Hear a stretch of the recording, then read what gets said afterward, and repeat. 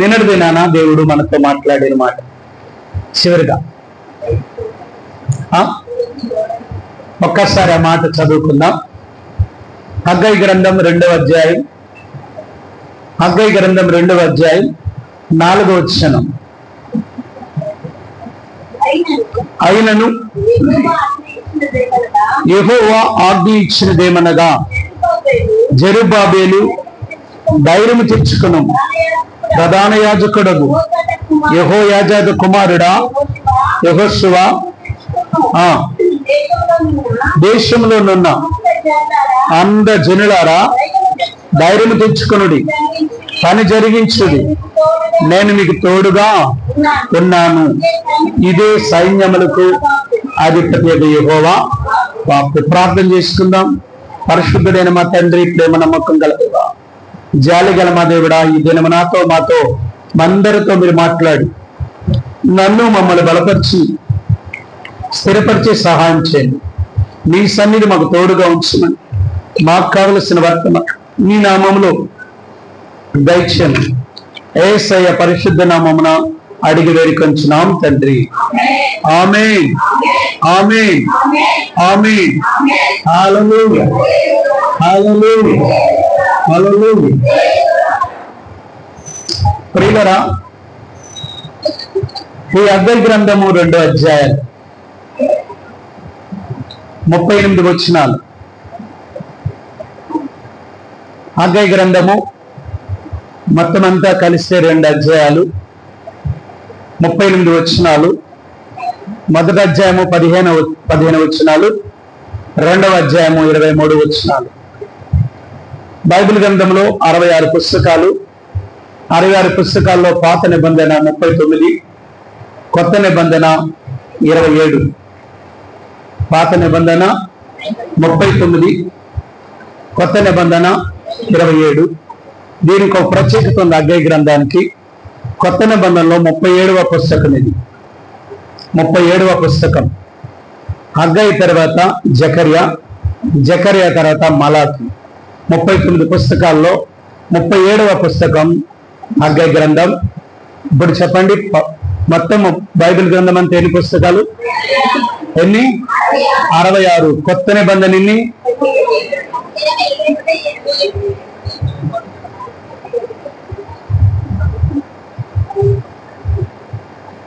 పాత నిబంధన 39, కొత్త నిబంధన, కొత్త నిబంధన, పాత నిబంధన, పాత నిబంధన, కొత్త నిబంధన, కొత్త నిబంధన, పాత నిబంధన, కొత్త నిబంధన, పాత నిబంధన, కొత్త నిబంధన, కొత్త నిబంధన, కొత్త నిబంధన, కొత్త నిబంధన, పాత నిబంధన, పాత నిబంధన.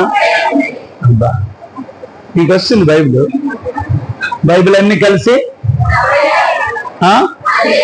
గట్టిగా 66 పుస్తకాలు. పాత నిబంధనలో 39, కొత్త నిబంధనలో 27. ఈ పాత నిబంధనలో 39, 12 మొత్తం కలిసి ఏంటి 12 చరిత్ర పుస్తకాలు, 5 ఏంటి కాండాలు, 5 కాండాలు, 5 కాండాలు, పంచకాండాలు అంటారు. ఇది పంచకాండములు. చెప్పండి, ఆది కాండం, నిర్గమకాండం, కాండాలు 5. ఓకే, ఎన్ని కాండాలు? 5 కాండాలు. 12 చరిత్ర గ్రంథాలు, 12 చరిత్ర గ్రంథాలు, 5 కావ్యాలు, కావ్య గ్రంథాలు, 5 కావ్య గ్రంథాలు. యోబు, కీర్తనలు, సామెతలు. ఎవరిదో ఫోను?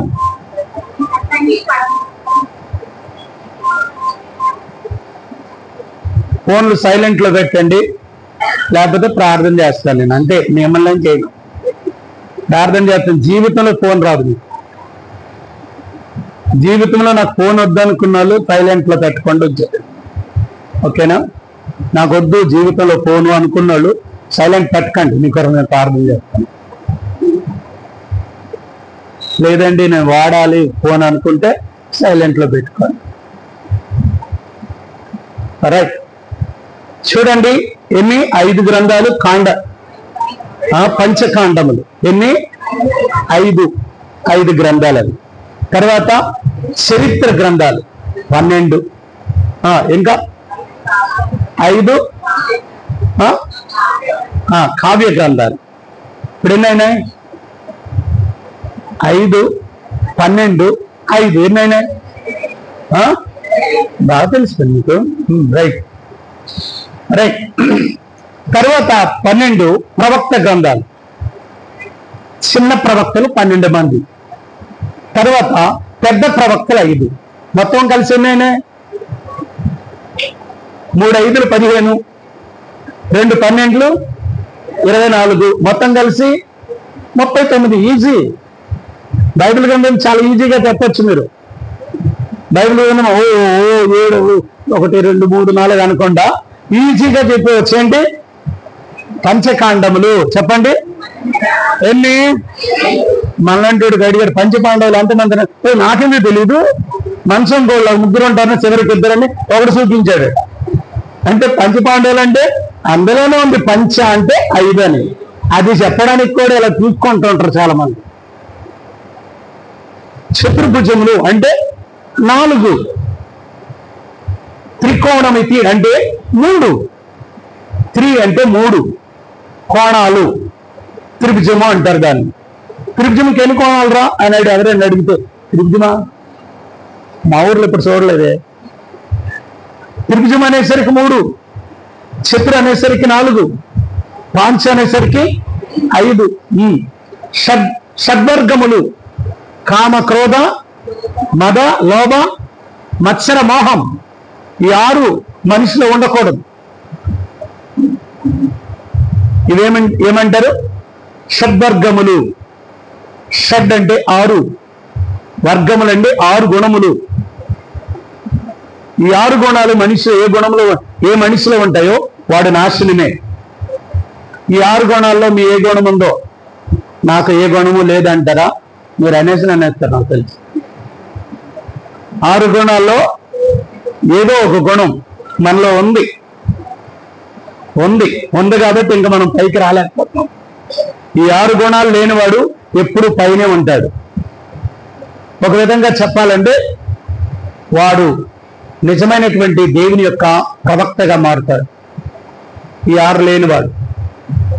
ఈ 6 ఉన్నవాడు ఎప్పటికీ అవ్వలేడు. చెప్పుకోవచ్చు నేను ప్రవక్తనని, నేను చెప్పుకుంటాను ప్రవక్తనని. చాలా మంది అంటుంటారు ప్రవక్త గారు వచ్చారు. ప్రవక్త అంటే 6 ఉండకూడదు. ఈ 6 జయించేవాడు ప్రవక్త. ఈ 6 జయించేవాడు. పేరు ప్రవక్త వేసుకుంటే కాదు, పేరు బిషప్ వేసుకుంటే కాదు, పేరు రెవరెండ్ వేసుకుంటే కాదు. ప్రతి పేరుకి ఒక అర్థం. ఈ అర్థాల్లో నువ్వు ఇమ్మడాలంటే ఈ 6 జయించాలి. ఈ 6 గుణాలు జయించిన వాడే నిజమైన వాడు, షడ్వర్గము. రైట్.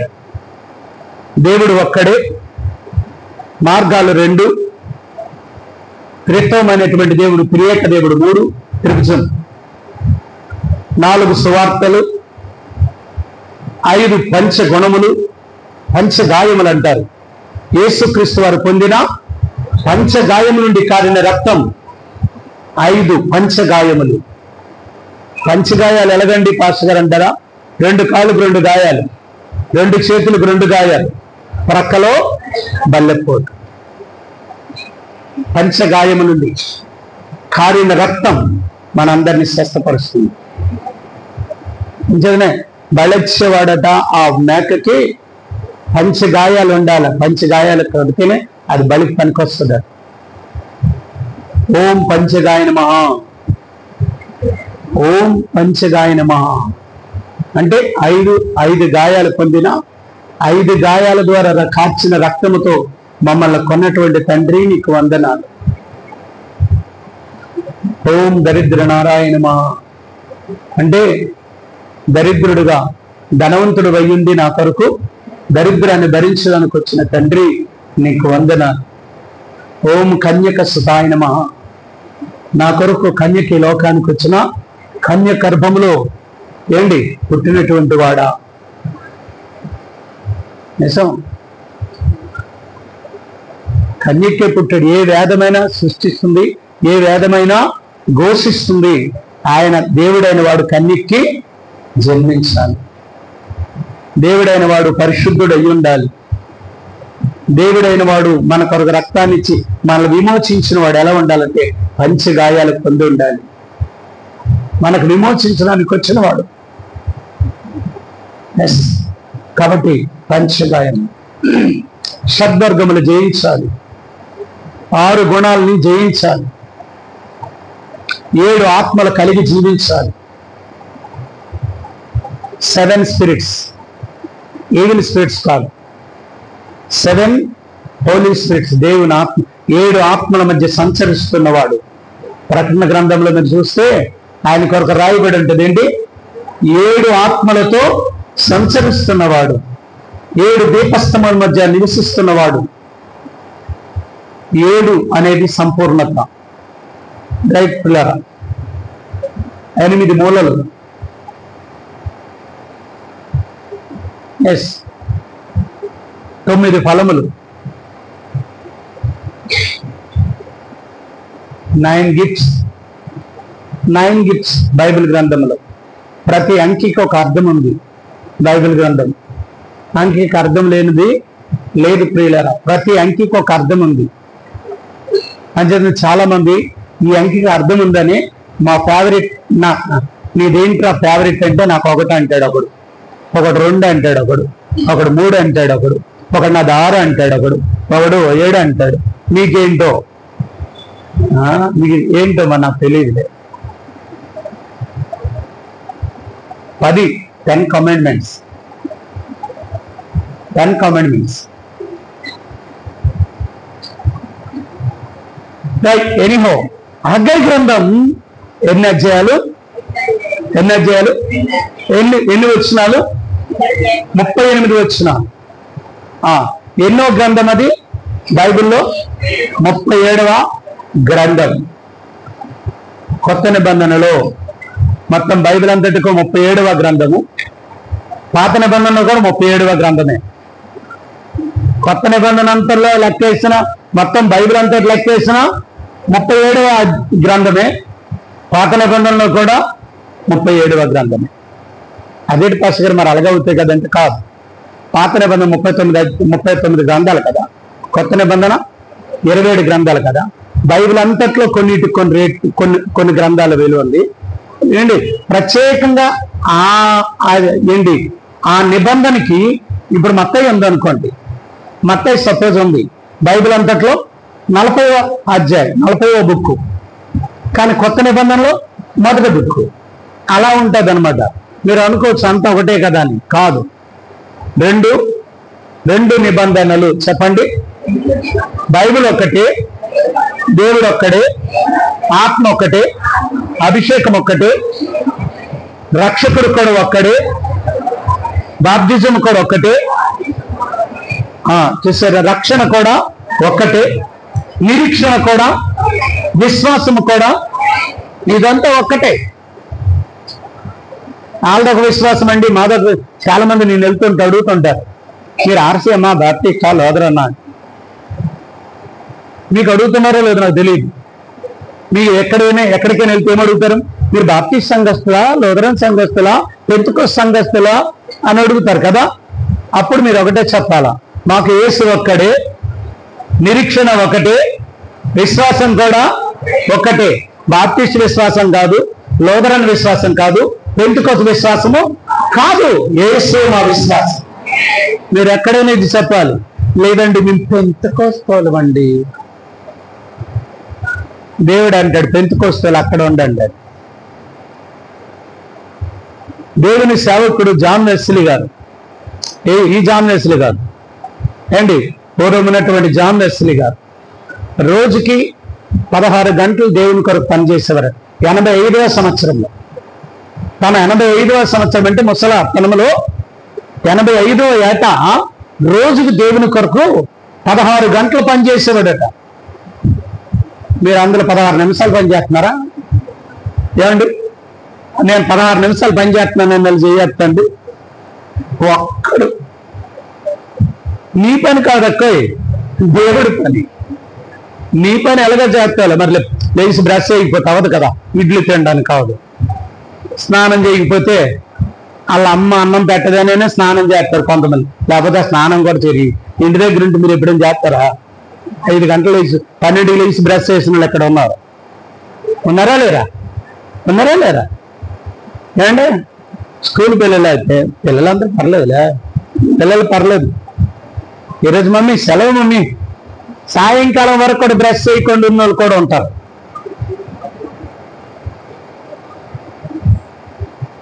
కదా. మనమంతా మంచి పిల్లలం దేవునికి, మనమంతా మంచి పిల్లలం. కానీ ఆయన జాన్ వెస్లీ గారు రోజుకు 16 గంటలు దేవుడి పని చేసేవారట. మరి ఎన్ని గంటలు పడుకుంటేవారు, ఎన్ని గంటలు ఆయన పని? దేవుడు మనకి ఎన్ని గంటలు ఇచ్చే టైము? 24 గంటలలో దేవుడు లెక్క ప్రకారము 3 భాగాలంట. 3 భాగాలు దేవుడి లెక్క ప్రకారం. మొదటి లెక్క ఏంటంటే అందులో 8 గంటలకు నీకు నిద్రకి ఖచ్చితంగా పుష్కలంగా 8 గంటలు పడుకోలేక మానవ. 8 గంటలు ఎవరైతే నిద్రపోతారో వాళ్ళు ఆరోగ్యవంతులుగా ఉంటారు. ఈరోజు నాకు నిద్ర రావట్లేదు అంటున్నామంటే నువ్వు అనారోగ్యంతో ఉన్నావని అర్థం. 8 గంటలు నిద్రపోవాలి ఖచ్చితంగా. అంచేతనే పాస్టర్ గారు 8 గంటలు ఏసై చెప్పాడు, కానీ నేనైతే 18 గంటలు నిద్రపోతాను పాస్టర్ గారు.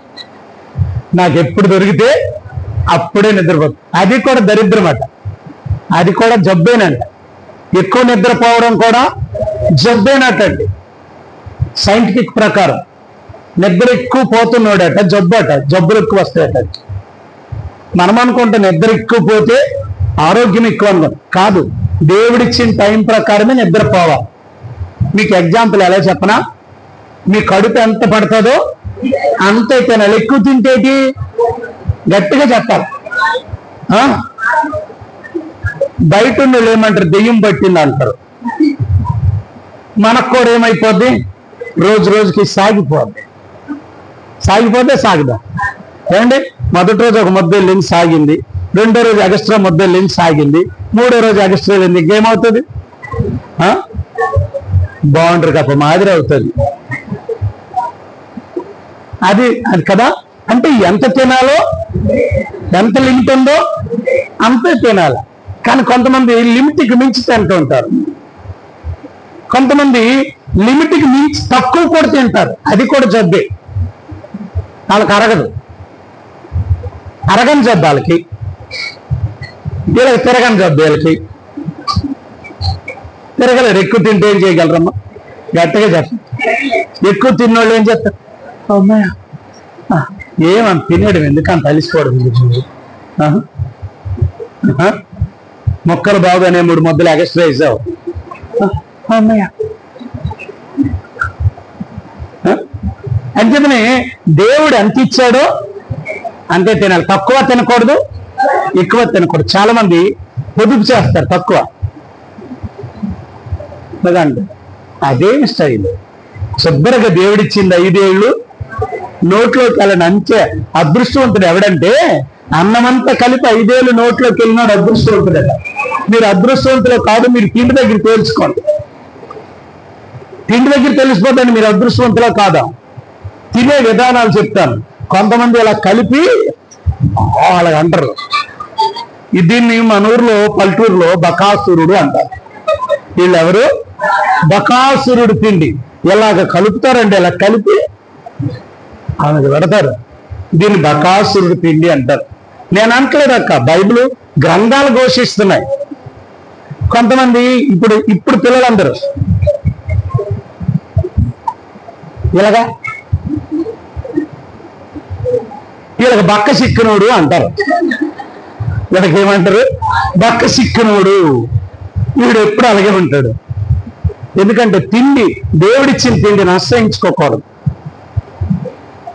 పుష్టిగా నువ్వు అదృష్టవంతురాలు అనడానికి రుజువు ఏంటంటే దేవుడు ఏది ఇచ్చినా, అది గంజన్నం అవని, పెరుగన్నం అవని, బిర్యానీ అవని, మొక్కలు అవని, ఏదవని, ఏది తిన్నా తృప్తిగా హ్యాపీగా 5 ఏళ్ళు నోట్లోకి వెళ్ళినప్పుడు ఎప్పుడైతే ఇలా వెళ్తాడో నువ్వు చాలా అదృష్టవంత లెక్కలో ఉన్నావు.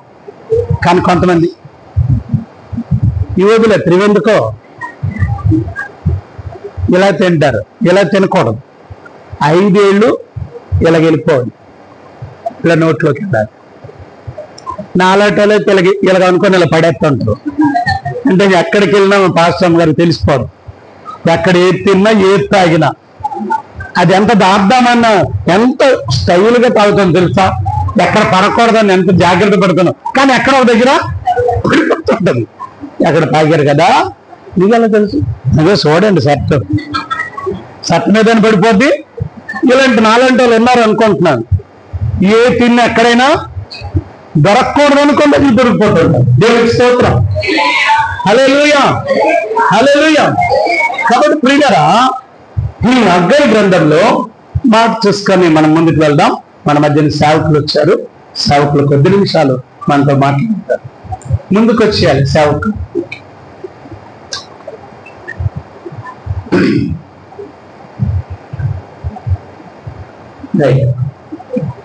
హల్లెలూయా. నేను అంతసేపు ఇంతవరకు వెయిటింగ్ చేస్తున్నాను. హైదరాబాద్ నగరం నుంచి పెంతెకోస్తు చర్చ్ పాస్టర్ గారు హైదరాబాద్ నగరంలో పెంతెకోస్తు సంఘాన్ని నడిపిస్తున్న సేవకులు. అది మన సంఘం నుండి సేవకురాలు వెళ్ళడం. చెప్పండి కదా ఒకసారి తీసుకెళ్ళి.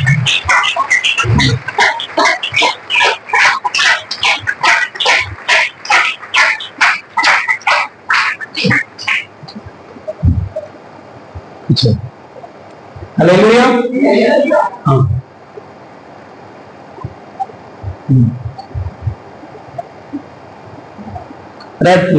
ఈ హగ్గై గ్రంథము ఎన్నో బుక్? 38 అంటారు కొంతమంది. 37వ పుస్తకం. బైబిల్ గ్రంథం అంతట్లో 37వ పుస్తకం. కొత్త నిబంధన 27, పాత నిబంధన 39. ఇది చిన్న ప్రవక్తల గ్రంథం అంట. బైబిల్ అంతట్లో చిన్న ప్రవక్తలు 12 మంది ఉన్నారు. అందులో హగ్గై ఒక ప్రవక్త. ఈ హగ్గై చెదిరిపోతున్న ప్రజలకి బోధించడానికి అనేక మందిని 2 సేవకుల్ని ఎంచుకున్నాడు దేవుడు. ఆయన పేరు నేను అడిగిన చిత్రం ఏంటది? యెహోషువ, జెరుబ్బాబెలు. పోయిన జీవితాన్ని, పోయిన మందిరాన్ని కట్టడానికి, పాడైపోయిన మందిరాలు కట్టడానికి. ఈరోజు మందిరం ఎవరు? ఇది కాదు, నీవు నేనే. మన మందిరాలను కట్టడానికి దేవుడు కొంతమంది ప్రవక్తల్ని ఎన్నుకున్నాడు. ఆ ఎన్నుకున్న ప్రవక్తల్లో హగ్గై ప్రవక్త. హగ్గై ప్రవక్త ద్వారా మందిరాన్ని ఎలా కట్టాలో, కడుతున్నప్పుడు వాళ్ళకు వచ్చిన కష్టాలు ఏంటి, ఆ కష్టాల నుండి ఎలా బయటికి రావాలో దేవుడు వాళ్ళతో చెప్పాడు. ఆ మాట చెప్పి నేను ముగిస్తాను. సాగుకు సమయం ఇచ్చేద్దాం.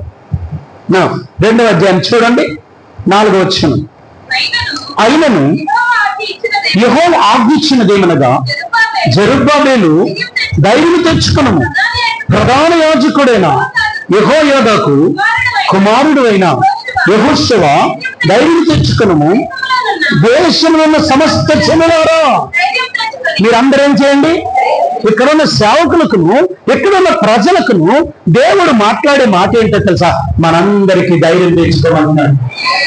ఈరోజు ఏ బలహీనత వచ్చావు అక్క, ఏ బలహీనత వచ్చావు తమ్ముడు, ఏ బలహీనత నువ్వు వచ్చావో, ఏదైతే నేను భయపెడుతుందో, రోగమా, సమస్య, అనారోగ్యమా, ఆ ఫైనాన్స్ ప్రాబ్లమా, ఏది నేను భయపెడుతుందో, ప్రతి భయం నుండి దేవుడు అంటున్నాడు ధైర్యం తెచ్చుకో. ఎలా ధైర్యం తెచ్చుకోగలనయ్యా? కంటికి ఎదురు సమస్య కనబడుతుంటే, ఇంటెదురుగా శత్రువులు ఉంటే, ఎదురుగా ఎర్ర సముద్రం ఉంటే, వెనక ఎరుకో గోడలుంటే నేను ఎలా ధైర్యంగా ఉండగలనంటే దేవుడు అంటున్నాడు నువ్వు ధైర్యం తెచ్చుకో. ముందు ఎర్ర సముద్రమైనా, ఎదురుగా ఎరుకో గోడలైనా, చుట్టూ యెహోషాపాతు లాంటి శత్రు సమూహము, నీ చుట్టూ సమూహము ఉన్నప్పటికి కూడా నువ్వు ధైర్యం తెచ్చుకో. బికాస్ ఎందుకంటే నేను నీకు తోడుగా ఉన్నాను. నేను నీకేమై ఉన్నాను? ధైర్యం తెచ్చుకో. ఏ సమస్యలోనైనా ధైర్యం తెచ్చుకో, ఎలాంటి పరిస్థితి అయినా ధైర్యం తెచ్చుకో. నువ్వు ఏమాత్రం భయపడకు, ఎందుకంటే తోడుగా ఉన్న దేవుడు 3 విషయాలు చెప్పి దాని గురించి దేవుని చెప్తాం. రేపు మనం దాని గురించి చెప్తున్నాం. 5వ వచనం ఒక్కసారి ధైర్యం తెచ్చుకొని మీరు పని జరిగించండి. 5వ వచనం, మీరు ఐగుప్తు దేశంలో నుండి వచ్చినప్పుడు నేను మీతో చేసిన నిబంధన జ్ఞాపకం చేసుకొనుడి, నా ఆత్మ మీ మధ్యన ఉన్నది కనుక మీరు భయపడకండి. దేవునికి స్తోత్రం. మొదటగా నేను మీకు తోడుగా ఉన్నాను కాబట్టి భయపడద్దు. రెండవది, మీకు ఒక ప్రమాణం చేశాను, నా ఆత్మను మీ మీద కుమ్మరిస్తానని. నేను మీకు ముందుగా తోడుగా ఉన్నాను అన్నాడు తండ్రి. నేను మీకు తోడుగా ఉన్నాను. రెండవది, మీరు అనుకుంటున్నారు భయపడుతున్నారేమో, మీకు మొదటే ఎప్పుడైతే యేసయ్య సన్నిధిలోకి మీరు వచ్చారో, ఎప్పుడైతే రక్షణ పొందారో, ఎప్పుడైతే ప్రభువు కావాలని వచ్చారో, ఆ రోజే దేవుడు మనందరికి ఒక వాగ్దానం ఇచ్చారు. ఏంటది? నా ఆత్మను మీ మీద కుమ్మరిస్తాను. నా ఆత్మ మీ మీదకి వచ్చినప్పుడు మీరేమవుతారు? శక్తి పొందుకుంటారు. ఎలాంటి సమస్యనైనా జయించగల శక్తి మీలోనే ఉంచుతాను. ఎలాంటి పరిస్థితినైనా జయించగలవు. ఎలాంటి కఠినమైన పరిస్థితి అయినా నువ్వు జయించగలవు. ఎందుకంటే నా ఆత్మను నీలో ఉంచాను. ఇప్పుడు రెండవది ఏంటి? మొదటగా దేవుడు మనతో, చెప్పండి గట్టిగా, దేవుడు మనతో చెప్పండి, నాతో ఉన్నాడు. నేను ఎవరికి భయపడను. ఎందుకంటే నా దేవుడు నాతో. సమస్యకు భయపడను, శత్రువుకు భయపడను, నిందలకు భయపడను, అవమానాలకు భయపడను. ఎటువంటి ఎదురుగా వచ్చినా దానికి నేను భయపడను. ఎందుకంటే నా దేవుడు నాతో ఉన్నాడు. నా దేవుడు నాతో. రెండవది ఎందుకు అంటున్నాడు తెలుసా? నా ఆత్మను నీతో ఉంచుతాను అన్నాడు. అక్కడ ఏమన్నాడు చూడండి, నా ఆత్మను మీ మధ్యన ఉన్నది కనుక మీరేమవద్దు. నా ఆత్మ మీ మధ్య ఉన్నది, మీ ఇంట్లో ఉన్నది, మీ కుటుంబాల్లో ఉన్నది, మీ జీవితంలో ఉంది. ప్రతి వారి జీవితంలోకి ఇప్పుడు యేసు క్రీస్తు యొక్క ఆత్మ మిమ్మల్ని తాకుతుంది. ఆత్మ మిమ్మల్ని అభిషేకిస్తుంది. ఆత్మతో మిమ్మల్ని నింపుతున్నాడు. పరిశుద్ధాత్మ దేవుడు మిమ్మల్ని తాకుతున్నాడు. గ్లోరీ. ఆత్మ మిమ్మల్ని నింపుతుంది. పరిశుద్ధాత్మ దేవుడు నీలో నివసిస్తున్నాడు. దేని గురించి నువ్వు చింతపడవలసిన లేదు, దేని గురించి బాధపడవలసిన లేదు, దేని గురించి భయపడవలసింది. రెండవది, ఆత్మ మీ మధ్య ఉన్నది. మూడవది, అదే అధ్యాయం చూద్దాం. మూడవది 8వ వచనం, 7వ వచనం చదివాను. నేను అన్ని జనులందరినీ కదిపింపగా అన్ని జనులందరి యొక్క ప్రభడును నేను ఈ మందిరమును, ఏ మందిరమును? ఈ మందిరమును నా మహిమతో నింపుతాను. ఆమేన్, ఆమేన్. ఇప్పుడు నీ మందిరం దేనితో నింపబడింది? ఇప్పుడు నా మందిరం దేనితో నింపబడింది? ఇప్పుడు నా హృదయము దేవుని మహిమతో నింపబడింది. ఆమేన్.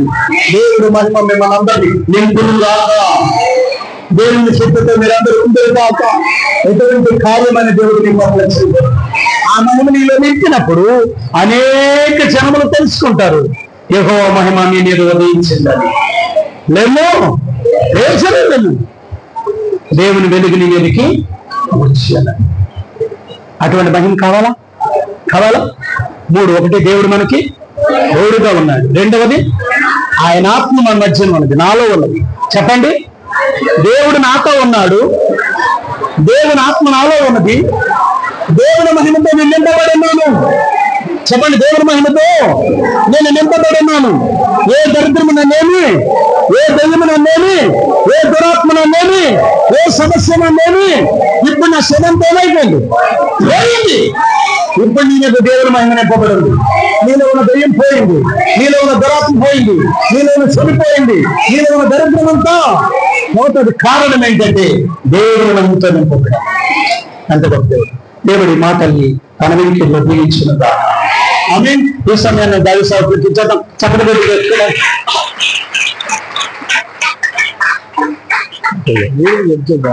అయ్య గారు మీరు వచ్చారు, మీరు కొంచెం మాట నేను అలాగే చెప్తాను, రోజు చెప్పిన ఉండే.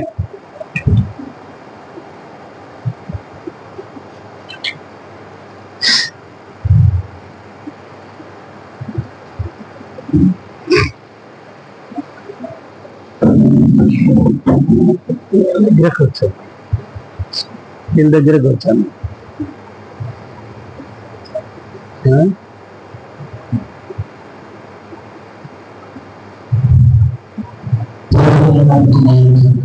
ఆమేన్.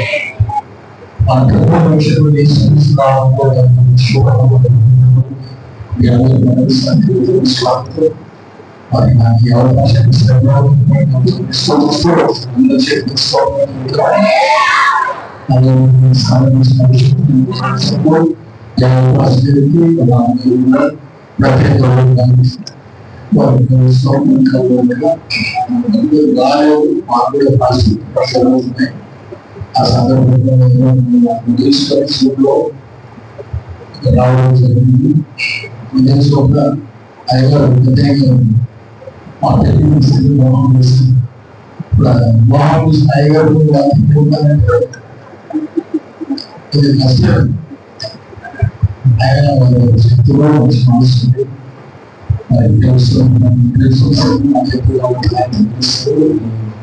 సాహసం వచ్చిన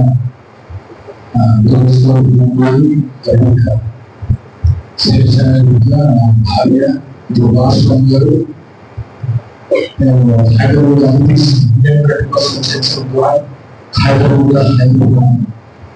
హైదరాబాద్ సంఘాలు పరిచయం చేస్తాము.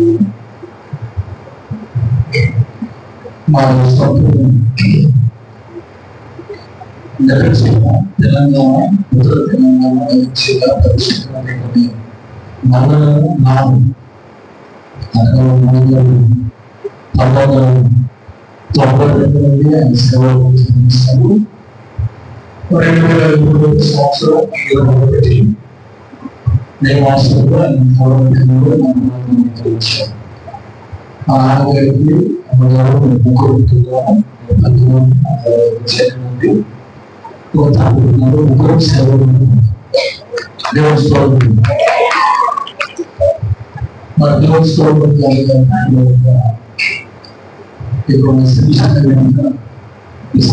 వస్తుంది.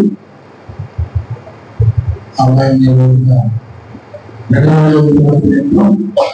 ఏప్రిల్ 2వ తారీఖున ఇక్కడ పరిశుద్ధ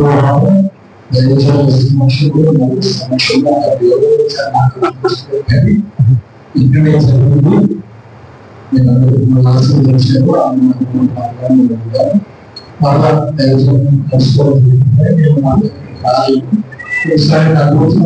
అయ్యో ఇంటికి వచ్చాను.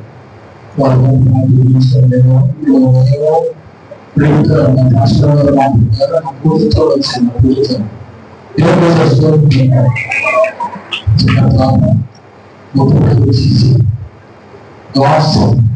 gracious Lord is in me and in the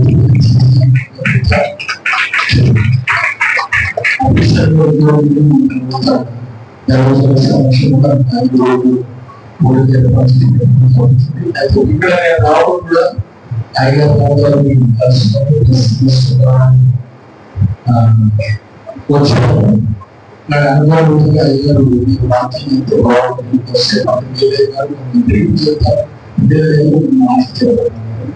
మంచి పాటలు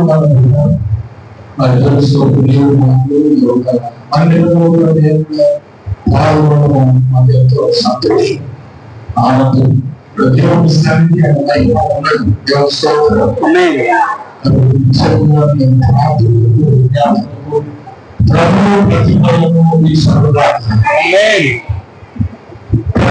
ప్రతి యేసుక్రీస్తు నామములో జరుగుతుంది. ప్రతి దురాత్మశక్తుల కార్యాలను యేసు నామములో జరుగుతుంది. దేవుడు అందరికీ తోడైన సంఘములు రక్షణ ఇప్పుడు సేవకులకు అధికంగా విస్తరించుగాక.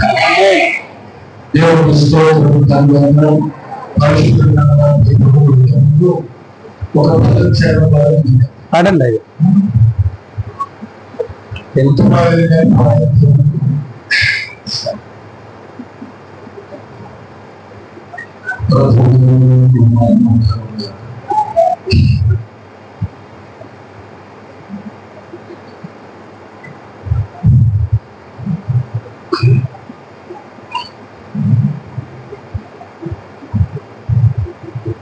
కరోనా నేను మా తమ్ముడు చెల్లి కూడా చనిపోతున్నారని మా నాన్నగారు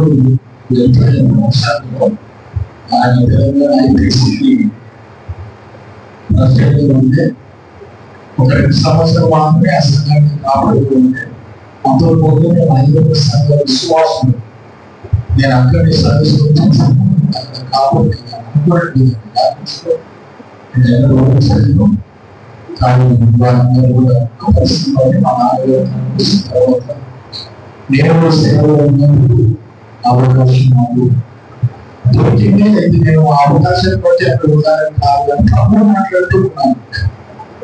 ఆ పరిచయంలో మానవ పరిచయం నాన్నగారు దాదాపు ముగ్గురు ఎంతకాలం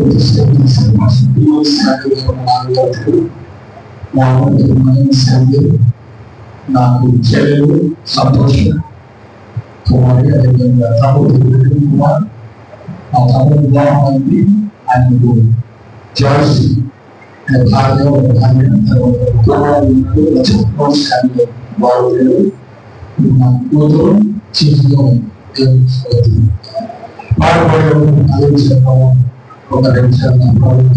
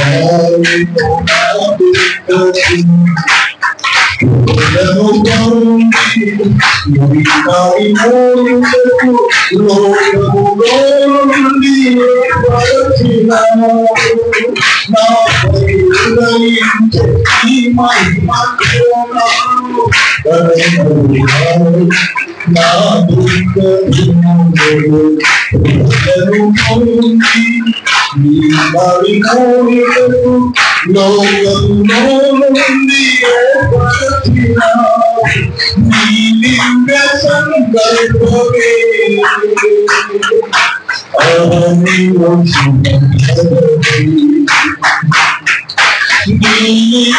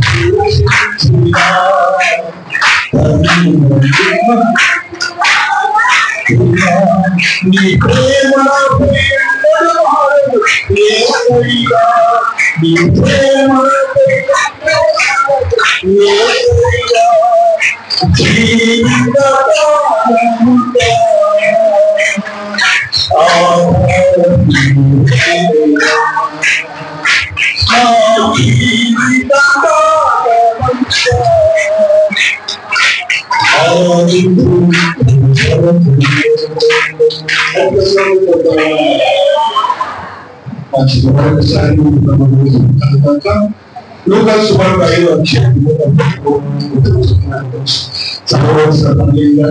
గమనిస్తే లూకాసు వార్త చాప్టర్ 5 వస్తుంది 3-39. అందులో అక్కడ బాప్తిస్మిచ్చు యోహాను శిష్యులు ఉపవాసం ఉంటున్నారు, అదే పరిశోధన శిష్యులు ఉపవాసం ఉంటున్నారు. యేసు ప్రభువు అడుగుతున్నారు, మనకి ఈ శిష్యులు ఎందుకు ఉపవాసం ఉంటారు? మీ అందరికి తెలిసిందే, తెలియని వాక్యం ప్రభు ఇచ్చినటువంటి వాళ్ళు సమయానికి నేను ముగిస్తాను అని చెప్పారు. అక్కడ వారు ఆయన చూసి అడుగుతున్నారు. అప్పుడు వచనాలన్నీ కూడా మనకు తెలుసు. ఇప్పుడు నేను అదంతా గురించడానికి సమయం ప్రభు దగ్గర అడుగుతా ఉన్నా. వారు ఆయన చూసి అంటున్నారు, యోహాను శిష్యులు బాప్తిస్మం మరియు ఉపవాసము ప్రార్థన చేస్తారు, ఉపవాసం ఉంటారు, ప్రార్థన చేస్తారు. అలాగే పరిశీలన శిష్యులు కూడా చేస్తారు. కానీ మరి ఈ శిష్యులు తిని త్రాగుతున్నారే అంటే ద్రాక్ష రసం కాదు, అక్కడ మందు కాదంట. ఇది భోజనం చేస్తున్నారు, శుభ్రంగా ఉంటున్నారు కదా, మరి ఎన్నడూ ఉపవాసాలు పెద్దగా చేసినట్టు కనపడుతుంది మా దృష్టికి అని యేసు ప్రభుని అడుగుతున్నారు. యేసు ప్రభు ఏమన్నాడంటే 34వ వచనం, అందుకు యేసు పెళ్లి కుమారుడు తమతో ఉన్నంత కాలం పెళ్లి ఇంటి వారి చేత మీరు ఉపవాసం చేయి పదాలంతా సాధ్యమైన పనినా? ఎందుకంటే ఆ ఇంట్లో పెళ్లి కుమారుడు ఉన్నాడు, ఆ ఇంట్లో సంతోషం, సంబరము, ఉత్సాహం, సందడి ఇవన్నీ ఉన్నాయి. అక్కడ ఉపవాసం ఉండాలంటే అయ్యే పని కాదు. ఎందుకంటే అక్కడ ఎవరున్నారు? పెళ్లి కుమారుడు ఉన్నారు. అక్కడ ఉపవాసాలు ప్రార్థన చేయమంటే సరిపోయేప్పుడు కాదు. అంటే ప్రభు ఏమంటున్నాడు? ఉపవాస ప్రార్థన నేను చేయమని అంటున్నాడా? కాదండి. ప్రభు చెప్పే మాటలో మర్మం ఉన్నది. అందుకు 34 వచ్చిన మనకు అందుకు యేసు పెళ్లి కుమారుడు తమతో ఉన్నంత కాలం. ఎవరో పెళ్లి కుమారుడు ప్రభు అయిన యేసు క్రీస్తు కాదు. గట్టిగా స్తోత్రం చెప్తామా? నేను అంత ఉన్నాను, ఇప్పుడు ఉపవాసం సమయం కాదు, అది ఇప్పుడు ప్రార్థనలు చేయమని కాదు దాని ఉద్దేశం. కానీ ఉండే సమయం ఉన్నది, చేసే సమయం ఉన్నది. మీరు మమ్మల్ని అడుగుతా ఉన్నారు, మమ్మల్ని విమర్శిస్తున్నారు. ఒక రకంగా చెప్పాలంటే ఆల్వేస్ గుడ్. విమర్శలు రావడం కూడా కొన్నిసార్లు జవాబులు సరిగ్గా వస్తాయి. విమర్శింపబడేవారు ప్రతి సంఘంలో కూడా విమర్శించేవారు ఉంటారు. అన్ని రకాల ప్రజలు ఉంటారు, ఒక రకంగా ఉంటారు. ఏది ఏమైనా దేవునికి స్తోత్రము కలుగాక. ప్రభువు అంటున్న మాట పెళ్లి కుమారుడు వారు అంటే నా శిష్యులతో నేనున్నాను, అందుకే వారికి ఉపవాసం ఉండే సమయం కాదు. కానీ నా శిష్యుడు వారు ఉపవాసం ఉండే సమయం ఉన్నది, ప్రార్థించే సమయం ఉన్నది, వారు ఉంటారు. తప్పకుండా వచ్చిన పెళ్లి కుమారుడు వారి యొద్ద నుండి కొనిపోబడి దినములు వచ్చును అంటే వారిని విడిచిపెట్టి వెళ్ళిపోయే సమయం వస్తుంది. ఆరోహణమై వెళ్ళిపోయే సమయం వస్తుంది. అప్పుడు ప్రారంభమయ్యే ఉపవాసాలు ప్రభు రాకుండా సన్నగా ఎత్తబడి వరకు చేసుకునే ఉంటారు. అది ఆచారపూర్వకమైన ఉపవాసాలు కాదు, ఆత్మ సంబంధమైన ఉపవాసాలు. సంఘం ఎదుట పాపాల ద్వారాలు నెరవేరకుండా చేసే ఉపవాస ప్రాంతం, అలవాటైన ఉపవాస ప్రాంతం కాదు. అపవాది రాజ్యాన్ని కూల్చే ఉపవాసాలు, తండ్రి రాజ్యము స్థాపించబడి ప్రతి హృదయాల్లో క్రీస్తు రాజ్యము, దేవుని రాజ్యము కట్టబడడానికి, దేవుని ఆత్మ ద్వారా తిరిగి సంహరించడానికి, జీవము కలిగిన దేవుని వాక్కు ద్వారా. సౌండ్ ఎక్కువైందండి, ఎక్కువైతే తగ్గించి కొద్దిగా దూరం పెట్టుకోవాలా? చెప్పండి. Thank you sir. అడగడం మంచి. ఎందుకంటే స్వరం ఇప్పుడు భయపెట్టేటట్టు ఉండదు, వినేటట్టు ఉండాలి. ప్రభుత్వ స్తోత్రం చేద్దామా? అడగడం తప్పు. పెద్దకోసం వారు మీద కొద్దిగా గట్టిగానే చెప్తాం.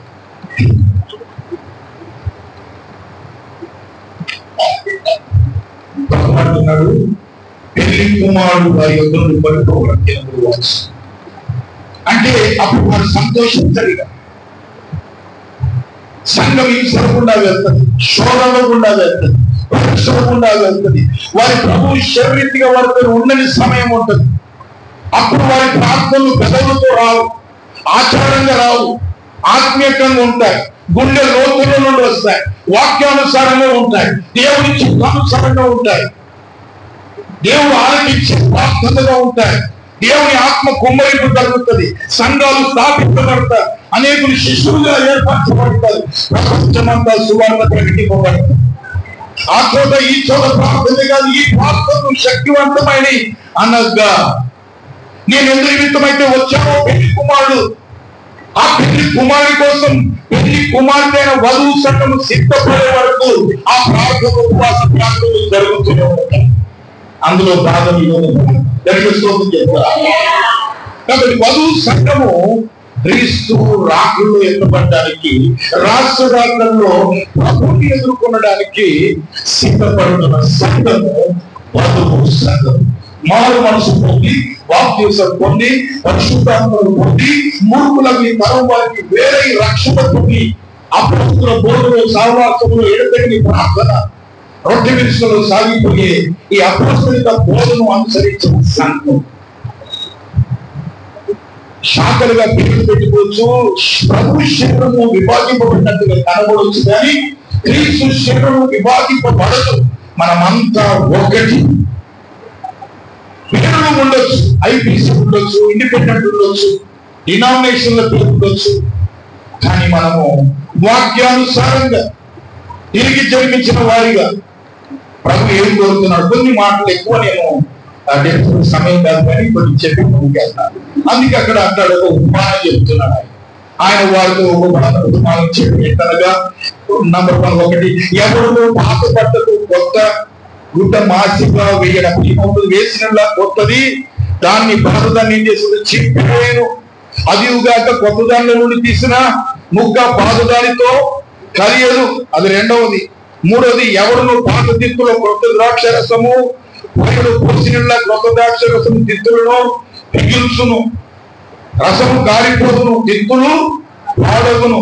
అయితే క్రొత్త ద్రాక్ష రసము చెప్పండి క్రొత్త తిత్తుల్లో పోయవలను. పాత ద్రాక్ష రసము తాగిన వెంటనే కొత్త దానిని పూర్వవాడు ఇవ్వలేదు కానీ పాతదే మర్చిపోతాడని చెప్పింది. కాబట్టి పాత నిబంధన ఉన్నది, క్రొత్త నిబంధన ఉన్నది. రాతి కుండని నేను నన్ను తీసేసి నేను ఏం కుండ ఇస్తాను, మాంసము కొండను ఇస్తానన్నారు. దేవుడికి మహిమ కలుగుగా. అంటే ధర్మశాస్త్ర సంబంధమైన వల్ల నీతిమంతులుగా మనం తీర్చబడలేదు, మన స్వనీతిని బట్టి మనం నీతిమంతులుగా తీర్చబడలేదు. యేసు క్రీస్తునందరి విశ్వాసము చేత ఆయన రక్తము వలన ఏమండి దేవుడికి స్తోత్రము కలుగు. ఆయన అడుగుచారంలో నడవడం ద్వారా మనం నీతిమంతులుగా పరిశుద్ధులుగా దేవుని పొందగా అయ్యే ధన్యత ఇచ్చాడు. అంటే ఈ పాత తిత్తులు కొత్త తిత్తుల గురించి ఎంతో లోతైన వర్తమానం. హృదయానికి ఏమని పాత కాలంలో ఉన్న ఆచార అలవాట్లకు దేవుడికి స్తోత్రము కలుగుగాక. అంటే పాత నిబంధనలో చూసిన విధానం వేరు. పాత నిబంధనలో భక్తులకు కూడా అన్ని మర్మములు బయలుపరచబడలేవు. సొలొమోను గారికి అన్ని బయలుపరచబడలేవు, దావీదు గారికి అన్ని బయలుపరచబడలేవు. కాలం గడుస్తున్న కొద్దీ మర్మంగున్న ఆయన మాటలను, ఉపదేశమును, సారమును దేవునికి స్తోత్రం సకల జనులకు తెలియపరచడానికి ఇశ్రాయేలు జాతి ద్వారా సర్వ ప్రపంచానికి తాను ఎలాంటి దేవుడో, ఎలాంటి రక్షకుడో, ఎలాంటి ప్రభువో ఇశ్రాయేలుతో పాత నిబంధన. కానీ క్రొత్త నిబంధనలోనికి మధ్యవర్తి అయిన ప్రభుని యేసుక్రీస్తు, దేవునికి నరులకు తమని మధ్యవర్తి ఒక్కడే అయిన క్రీస్తు యేసును, నరుడైన యేసుక్రీస్తు. అంటే క్రొత్త నిబంధన ద్వారా పాత నిబంధనను ఆయన నెరవేర్చి ఈ క్రొత్త నిబంధనలోనికి ఆ దేశం, ఈ ప్రాంతం, తెలంగాణ, ఆంధ్ర, ఆ ప్రాంతం, ఈ ప్రాంతం భేదము లేకుండా క్రొత్త నిబంధనలోనికి అందరినీ జీవము గల సంఘం, మహిమ గల సంఘం, సార్వత్రిక సంఘం, క్రొత్త నిబంధన సంఘం. ఆది అపోస్తలుల నిబంధనలో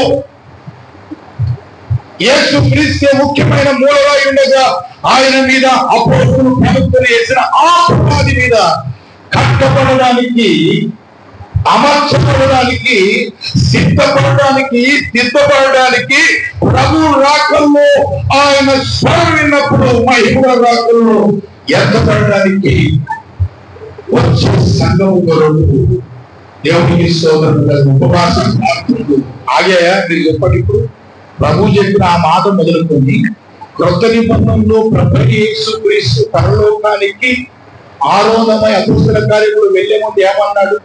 నేను మీకు చెప్పినట్టుగా మేడగదిగా జాన్ మార్కెట్ లో కూడుకొని పైనుండి శక్తి పొందు వరకు మీరు చెప్పండి ఆ గదిని, ఆ స్థలాన్ని ఉంది.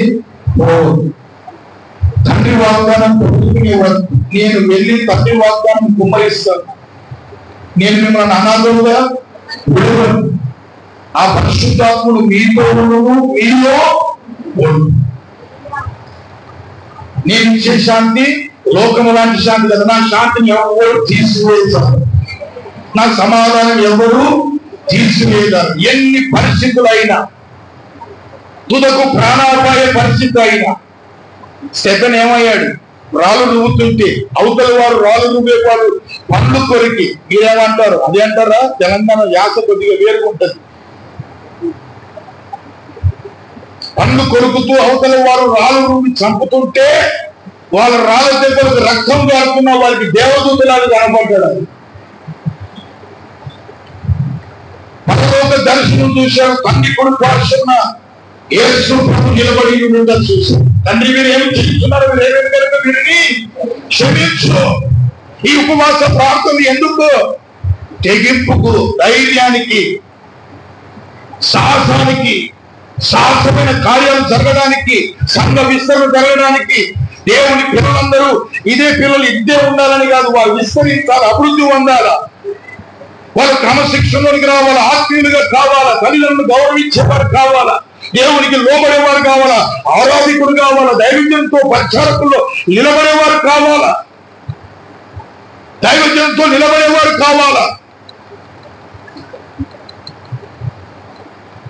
ఈ విశాఖపట్నంలో ఉన్న అనేక ఆత్మల భారం మీ మీద కూడా ఉంది కాబట్టి ఆత్మ రక్షణ పొందడానికి ఇప్పుడున్న వారు వయసు కొద్ది చూస్తున్న కొద్ది జనరేషన్ తర్వాత జనరేషన్ రావడానికి పరిశుద్ధ సంతతి పుట్టడానికి ఆ పరిశుద్ధ సంతతి పరిశుద్ధాత్మ పుట్టులై లేఖనానుసరమైన జ్ఞానవంతులై అందుకున్న వారై దైవ సన్నిధి అనుభవిస్తున్న వారు లోకానికి వెలుగుగా ఉప్పుగా సాక్షులుగా శిష్యులుగా తనకైన భక్తులుగా మహిమకైన భక్తులుగా వాడడానికి ఈ ఉపవాస ప్రార్థనలు ప్రభు అక్కడ చెప్పాడు. మేడగదులు ప్రారంభమైన ప్రార్థనలు క్యాథలిక్ వారు చేతకాల్సిన ప్రొటెస్టెంట్స్ వారు రక్తమైన చెప్పించారు కానీ అంధకారంలో వెలుగు ప్రకాశించడుగా కనపడదు. కాబట్టి ఏ ఊరి పిల్లలు ఎక్కడెక్కడ మీరు ఉన్నా, ఏ బస్తీలో, ఏ వీధుల్లో, ఏ చిన్న చిన్న స్థలాల్లో ఎక్కడ ఉన్నా మీరు అక్కడ జోగులు క్రీస్తుకు సాక్షులు ఆయన శిష్యులు. ఉపవాస ప్రార్థన అంటే ఏదో చేసే ముగించమని కాదు. క్రీస్తు స్వామి విశ్వాస విషయంలో జ్ఞాన విషయంలో ఏకత్వం పొందుతారు. అపోస్తులు, ప్రవక్తలు, సేవకులు, శిష్యులు సంఘములో నుండి లేపబడడానికి వారు ఎక్కడికి వెళ్ళినా సంఘము చేరినా ఎక్కడికి వెళ్ళినా వారు ఏమయ్యారు? సాక్షులుగా వెళ్ళినట్టు. మీకున్న ప్రతి భయము కలవరము తొలగిపోవడానికి, భవిష్యత్తు గురిన చింత తొలగిపోవడానికి మన ఊహకు మించిన కార్యాలు, శక్తికి మించిన కార్యాలు, మనము చేసే ప్రార్థనల కంటే మించిన కార్యాలు చేయగలడు మన దేవుడు. ఎర్ర సముద్రం దగ్గర జాగారు. అప్పుడు దాకా ఐగుప్తులను విడుదల పొందిన తర్వాత భలే పాటలు పాడారు, అలవాటైన పాటలు పాడారు. 400 సంవత్సరాల నుండి విడుదల పొందారు. అంతకుముందు వాళ్ళు ప్రార్థనలే చేశారు. ఎర్ర సముద్రం ఎదురైంది. అప్పుడు అయోమయం వెనక నుండి ఐగుప్తు యొక్క సైన్యం, 100 సైన్యాలు వస్తున్నాయి. భయం ఆవరించింది. మోషేతో నుండి మాకు సమాధులుగా వచ్చారు. అప్పటిదాకా పాడిన పాటలు, అప్పటిదాకా చేసిన ప్రార్థనలు, వారు విడుదల పొందిన విమోచన ఒక్క క్షణము శోధన ఎదిరేసరికి అది కాదు.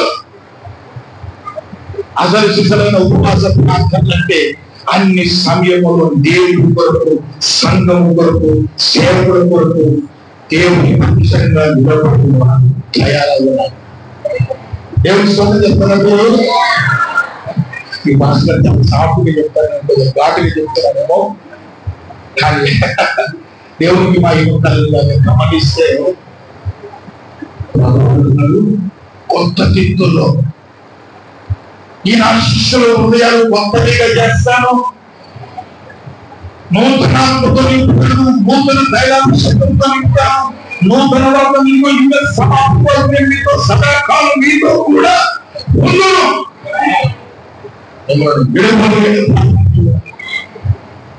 యేసు ఎక్కడ దాకా ఉంటాడు? ఎక్కడికైనా ఉంటాడు. ఆయన ఆపతరం ఎవరి వల్ల కాలేదు. అందుకే వారు ఆ ప్రాంతంలో లోటు చాలా చూసుకోవాలి. అందుకే ఈ కొత్త ద్రాక్షారసం అంటే నూతన తైలాభిషేకం.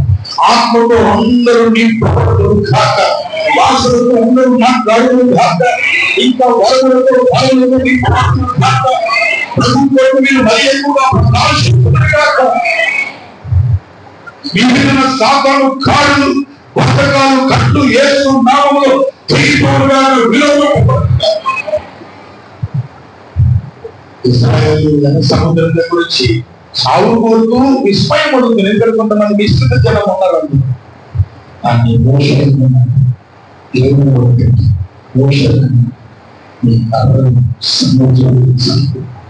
ఎవరికి అర్థం కానిస్తుంది, దారి ఎక్కడుందో ఎవరికి తెలియస్తుంది.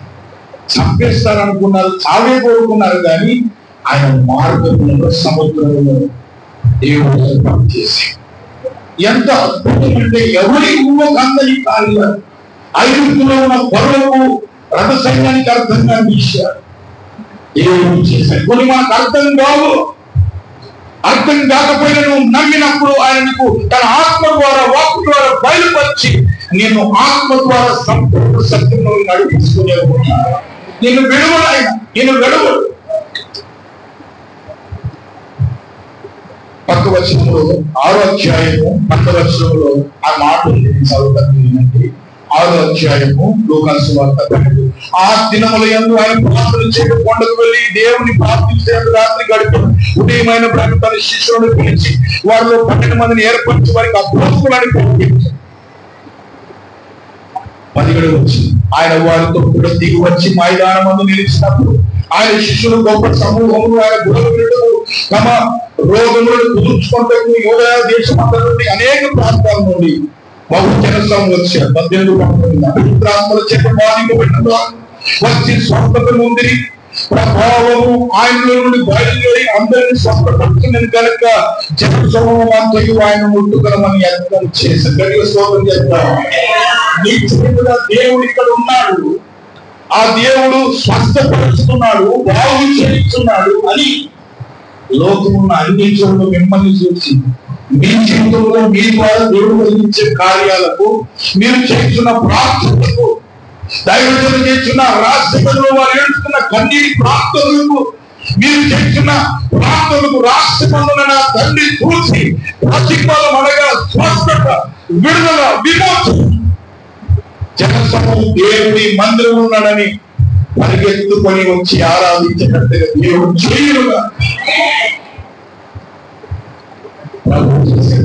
చేయడం లేదా? నీ జీవితంలో ప్రార్థన లేదా? శిష్యుల జీవితంలో ప్రార్థన లేదా? మేడగదిలో కూర్చున్నట్టు వరకు వారు ప్రార్థన చేయలేదా? కాదు. పరిశుద్ధాత్మతో నింపబడిన తర్వాత జీవితాలు మార్చబడదు. అద్భుతాలు అదే మధ్య వార్త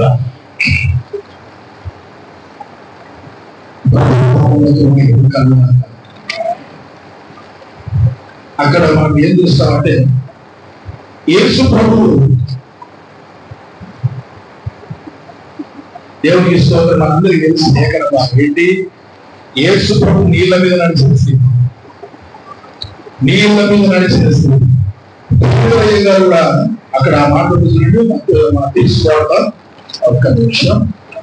14వ అధ్యాయము 22వ వచనం అక్కడ మనం చూస్తాము.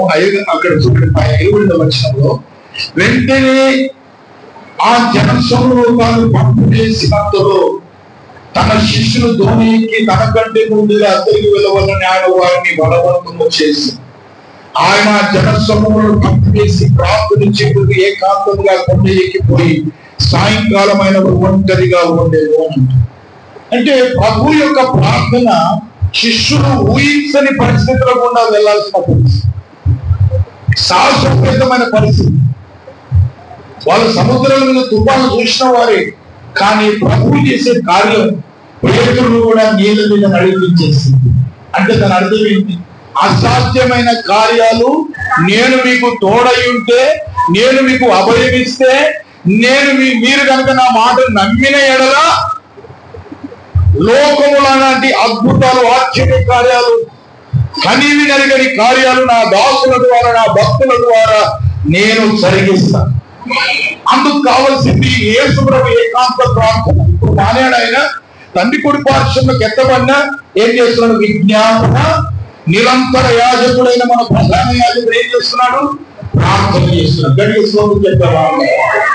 కాబట్టి శిష్యులు నీళ్ళ మీద నడవడమే కాదు, వారు ఎన్ని శ్రమలు ఎదుర్కొన్నా, సంఘానికి కదిలినా వాళ్ళ ప్రాణం ఇవ్వడానికే అందరికి రాదు. అందరూ అర్థసాక్షులు కాదండి.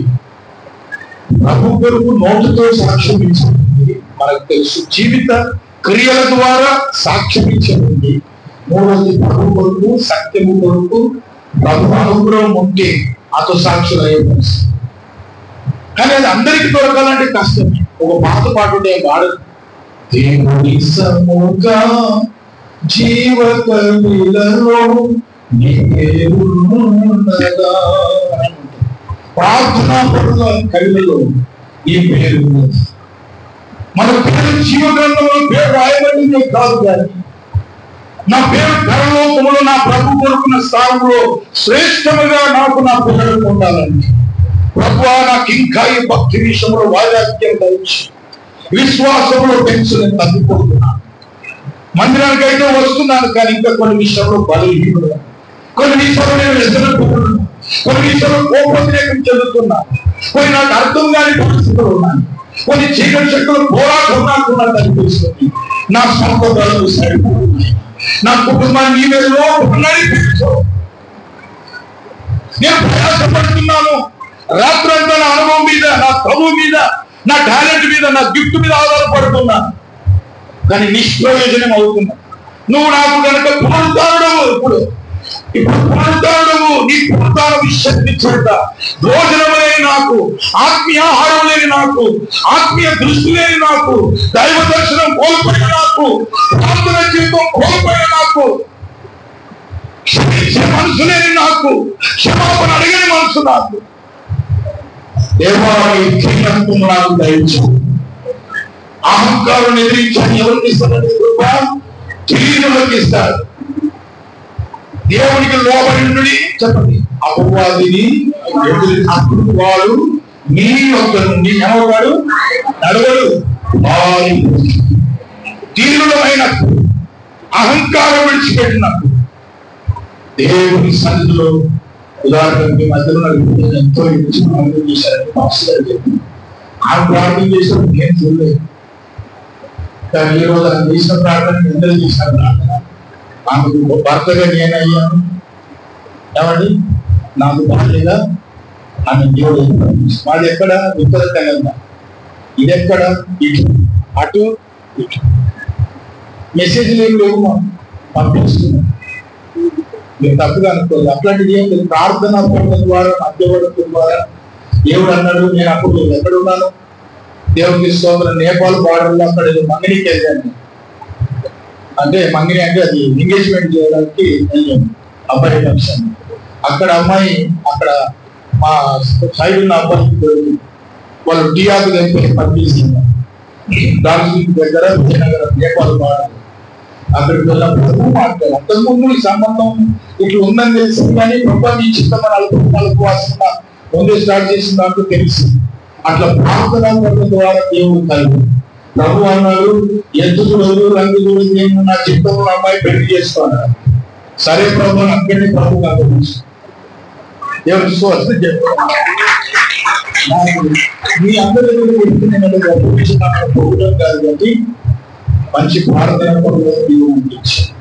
మంచి తగ్గింపు కలిగిన సేవలు నాకు సహకారం చేయడం అంత మాత్రం కదా. తల్లి నన్ను తల్లి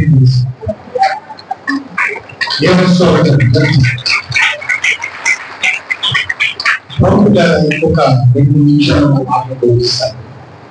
కాబట్టి ఇక్కడ ఈ మాటలు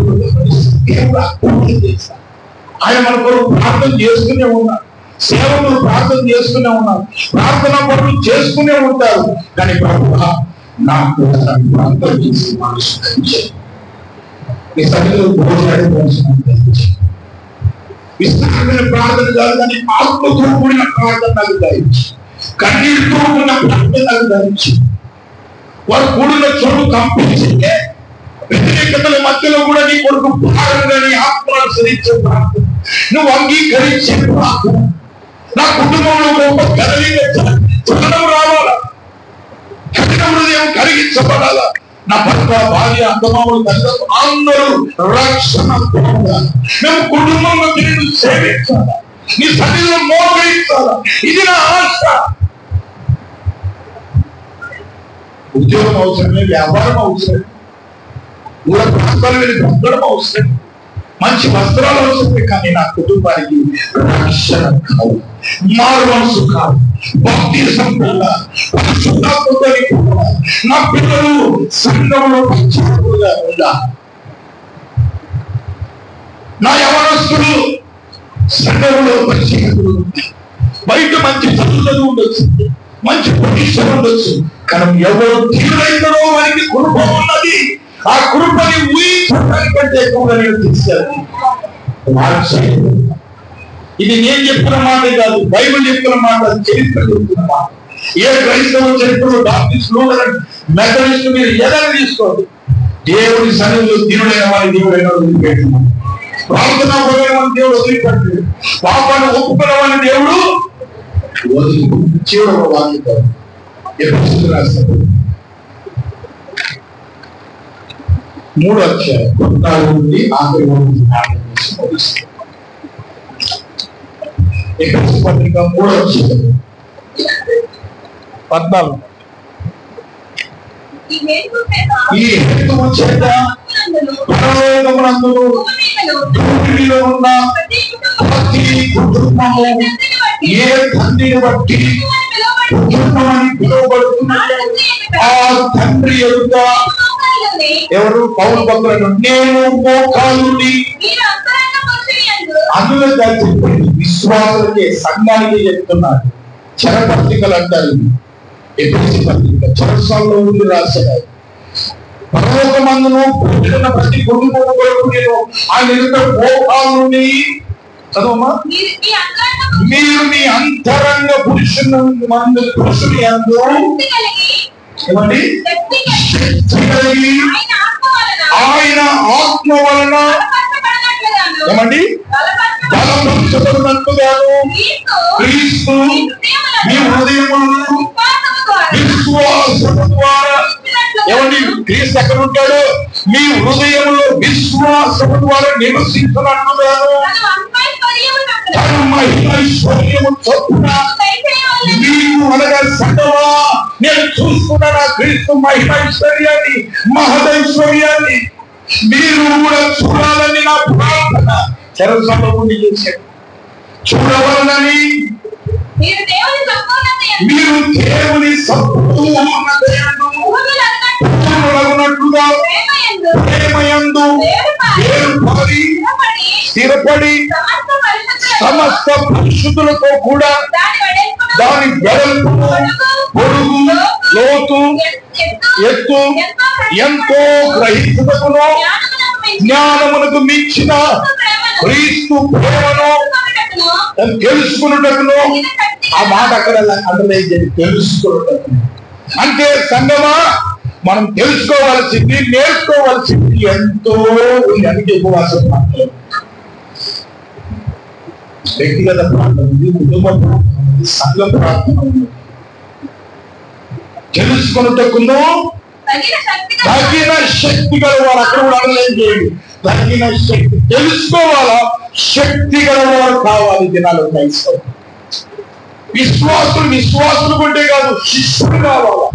డిసైపుల్ క్రీస్తు అడుగుతాడు నడిచాడు ప్రతి ఒక్కరు. మనలో కార్య సాధకమైన ఏమండి తన కార్య సాధకాన్ని కార్యమును సఫలం చేసే కార్య సాధకమైన తన శక్తి చొప్పున మనము అడుగు వాటి కంటే ఊహించు వాటి కంటే అత్యధికముగా చేయ శక్తి గల దేవునికి క్రీస్తు యేసు మూలముగా సంఘములు తరతరములు సదాకాలం అయ్యగారు లాస్ట్ మాట ఏం చేస్తారు? మన మీద గణేశ్వరం చేద్దామా? ఒక 2 నిమిషాలు బైబిల్ మూసేస్తారు, 2 నిమిషాలు పంపిస్తారు, అయ్యగారికి సమయం ఇస్తారు, 2 నిమిషాలు అందరూ తీసుకొస్తారు, కూర్చొని వాక్యం బట్టి ఇప్పుడు మాటను బట్టి అవును ఆయన మాట్లాడుతున్నప్పుడు పునరుద్ధరణ యేసు లేపబడి అమ్మాయి దారిలో నడుస్తున్నప్పుడు ఆయన మాట్లాడినప్పుడు వారి గుండెల్లో మంట పుట్టింది, శక్తి ఉత్పన్నమవుతుంది. ప్రార్థన శక్తి, కృప శక్తి, వాక్కు యొక్క శక్తి, ఆయన సన్నిధిలో ఉన్న శక్తి నిన్ను నన్ను రూపాంతరపరుస్తుంది. ఆయన దేనికి భయపడే వారిగా మనని చూసి అపవాది ప్రాత్మలు గజ గజ వణికేసి వీరు భూలోకాన్ని తలక్రిందులు చేయాలి. అపోస్తల కార్యం 11వ అధ్యాయం చూస్తే వారు కూడున్నారు, కలిసి ప్రార్థన చేస్తూ బోధకులు ఉన్నారు, ప్రవక్తలు ఉన్నారు, ఆరాధన చేస్తున్నారు, ప్రార్థన చేస్తున్నారు, ఉపవాసం చేస్తున్నారు. పరిశుద్ధాత్మ స్వయంపడుతుంది. నా పని కొరకు ప్రత్యేకించండి, నా పని ఇంకా ఎంతో ఉన్నది.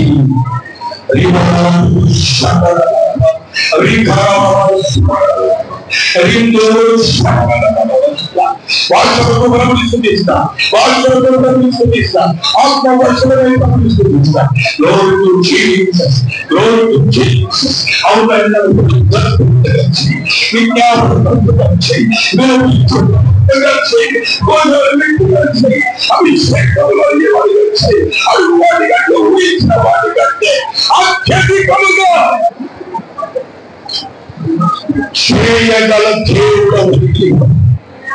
అందుకే ఈ ప్రార్థనలో ఆయన నామకార్థ ప్రార్థనలు కావు, అలవాటైన ప్రార్థనలు కావు, పెదవులో చేసే కావు, హృదయం కుమ్మరించి చేసే భూలోకాన్ని తలక్రిందులు చేసే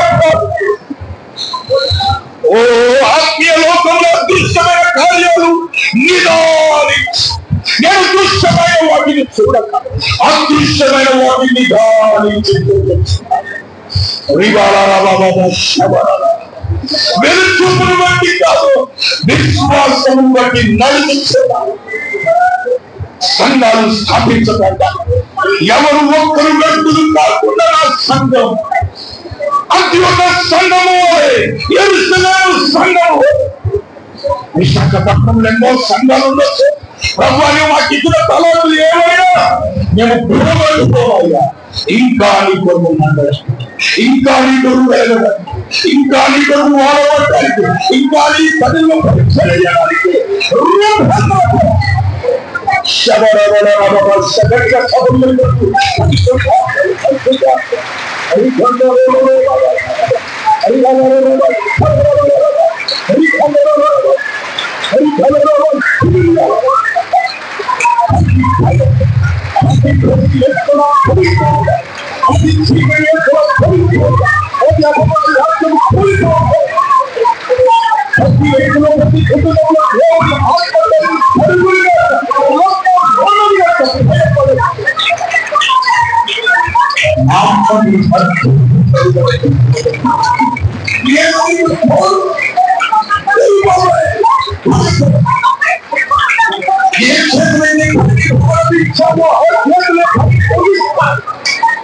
ఆత్మ సంబంధమైన మందిరాలుగా సజీవమైన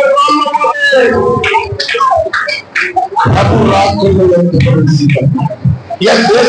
ఈ ప్రాంతం విజ్ఞాపనను నేను పెళ్లి కుమార్తెను, ఈ రాకులు ఎత్తబడే బిడ్డను, నేను నా జీవాలు నీ కొరకు సేవించడమై నేను బలపరుస్తాను, నేను బలపరుస్తాను.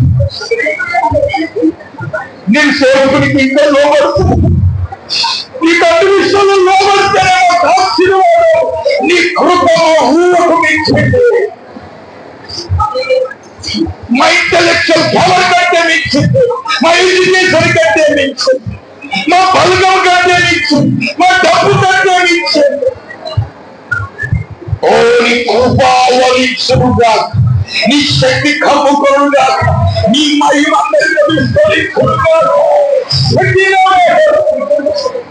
నడిపించున్నానని ఆత్మభావం మరొకసారి గడిగా సభలు వెళ్ళిపోతున్నా.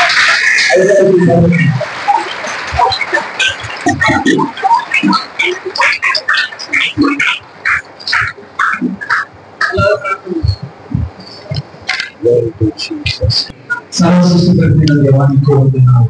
ఈరోజు సేవకుడు మీతో మాట్లాడి ఉన్నారు.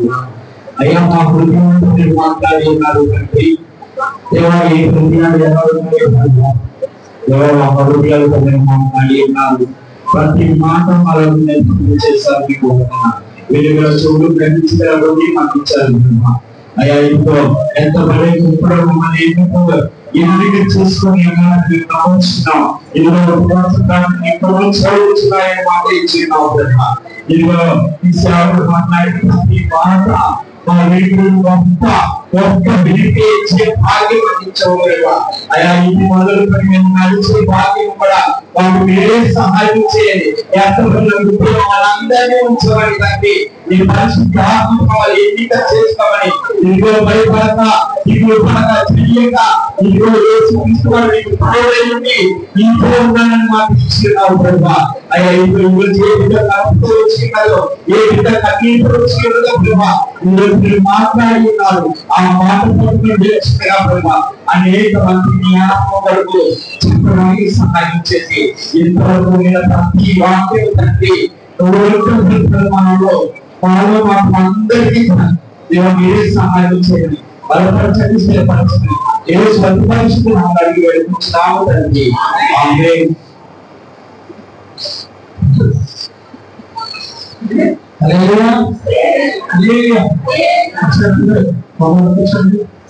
దేవునికి వందనాలు. చక్కని వర్తమానం ఇచ్చిన దైవ సేవకునికి మన సంఘం